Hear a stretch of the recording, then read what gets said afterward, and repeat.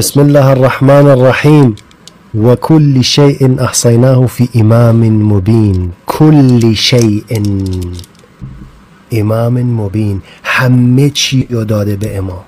همه چی، درسته یا نه؟ همه چی، صفات خدا، خالق، رزق میده، شفا میده. کل شیء احصیناه فی امام مبین.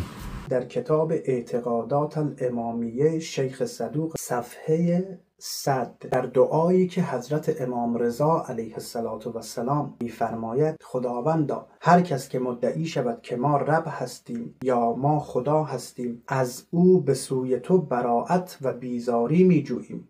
هر کس که مدعی شود که خلق، یعنی خلق کردن، به ما سپرده شده است، یعنی خالق هستیم، و هر کس که ادعا بکند که رزق بر عهده ماست، که ما رازق هستیم، خداوندا تو شاهد باش که ما از او به سوی تو بیزاری می‌جوییم، آنچنان که حضرت عیسی علیه السلام از نصارا بیزاری جوز. وقتی اونها ادعا کردن که حضرت عیسی علیه السلام خداست یا پسر خداست، از نصارا اظهار بیزاری کرد.